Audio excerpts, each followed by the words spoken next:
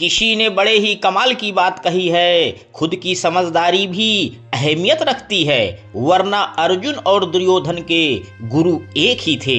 जी हाँ दोस्तों, मैं लेकर आया हूँ एक जबरदस्त हार्ट टचिंग स्टोरी जिसका शीर्षक है घर घर की कहानी। तो ध्यान पूर्वक सुनिएगा। रागिनी, रिया जल्दी आओ, ये देखो पापा जी तुम दोनों के लिए कितनी सुंदर अंगूठियां लेकर आए हैं। रसोई में काम कर रही दोनों ही बहुएं बाहर अपने सास ससुर के कमरे में आ गईं।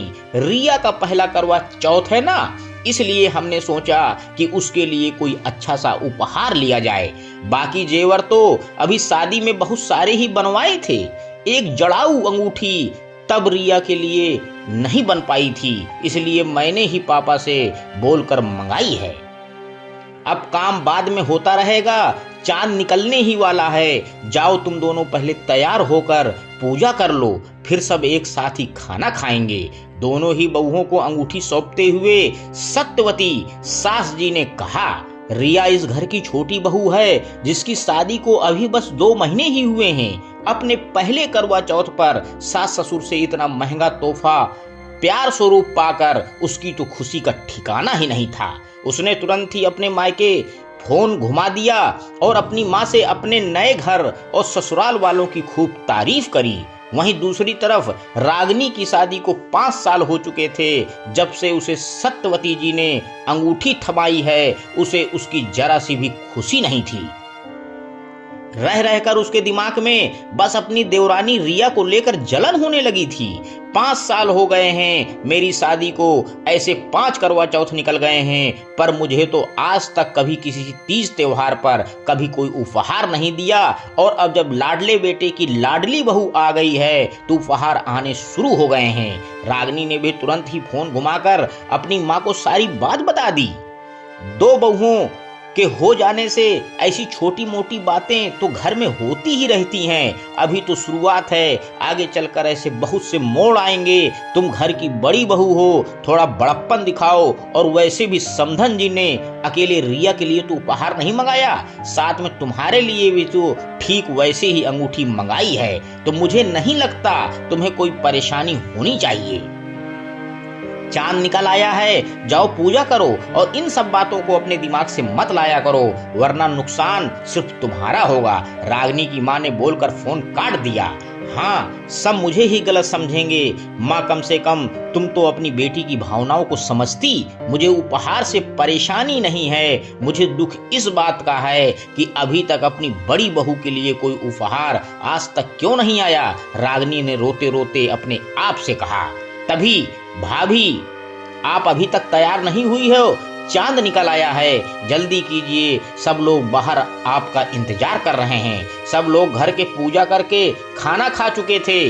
माँ, सारे दोस्त कॉफी के लिए कैफे जा रहे, मैं भी रिया भी साथ में होकर आते हैं, थोड़ी देर में आ जाएंगे। छोटे बेटे आकाश ने सत्यवती जी से कहा, मैं समझती हूँ सारे दोस्त जा रहे हैं, या तू अपनी पत्नी को कहीं लेकर जाना चाहता है। सत्यवती जी ने हंसते हुए कहा, जल्दी घर आना और बहू से बोलना सारे जेवर उतार कर जाए। उन दोनों के घर से जाने के बाद सत्यवती जी ने रागिनी को अपने कमरे में बुलाया। कोई परेशानी है क्या? बड़ी बहू, शाम से ही तुम्हारे चेहरे पर सिकन देख रही हूँ। पहले से ही भरी रागिनी अपने गुस्से पर काबू न कर पाई और वो रोने लगी। माँ, इन 5 सालों में आपने एक पल भी मुझे कभी ये महसूस नहीं होने दिया कि मैं अपने माता पिता से दूर किसी एक नए घर में आई हूँ। हमेशा मुझे एक बेटी से ज्यादा ही प्यार किया, फिर ये देवर जी की शादी हो जाने के बाद इस तरह का भेदभाव क्यों?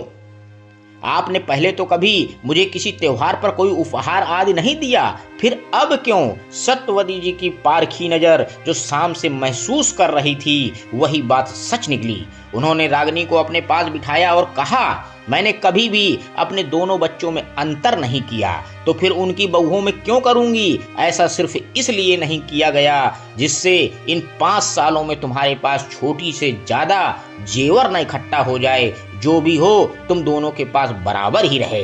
माता पिता कभी अपने बच्चों से भेदभाव नहीं करते। मुझे पूरी उम्मीद है कि तुम्हें अपने सारे प्रश्नों का उत्तर मिल गया होगा। जाओ, थक गई होगी, अपने कमरे में जाकर आराम करो। पर रागिनी, उसकी आंखों में से नींद कोसों दूर थी। मैंने इस घर को अपने 5 साल दे दिए, उसका कोई एहसान ही नहीं।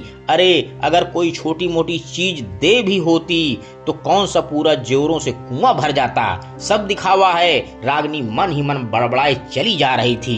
रागिनी ने अभी कमरे में कदम रखा ही था कि पीछे से सोहन ने आकर उसकी आंखें बंद कर दी।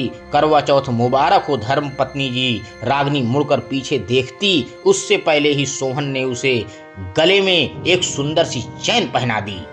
ये रागिनी चौंक पड़ी। ये तो इससे पहले वो कुछ बोल पाती, सोहन ने बोलना शुरू कर दिया। हाँ, यह वही चैन है जो तुम छोटे की शादी के जेवरों की खरीदारी करते समय बहुत पसंद आई थी।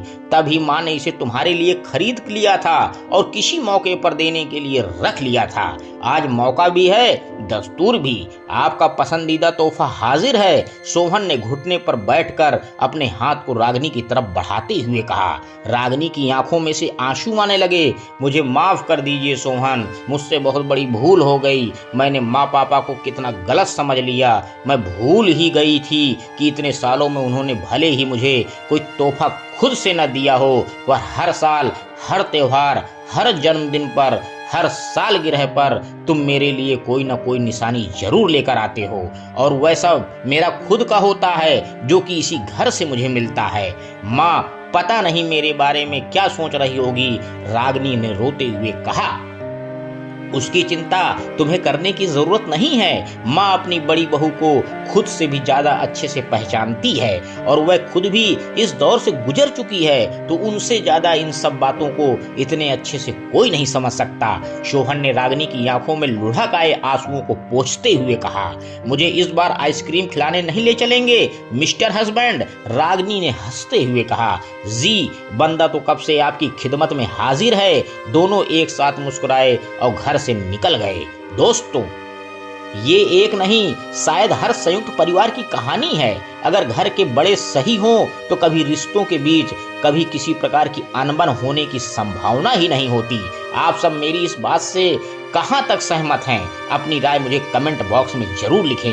अंत में दोस्तों बस मैं यही कहना चाहता हूं, अगर ससुराल में आपकी कोई सबसे अच्छी सहेली बन सकती है तो वो आपकी देवरानी या जेठानी होगी, क्योंकि वो भी आप ही की तरह अपना घर छोड़कर वहां आई है।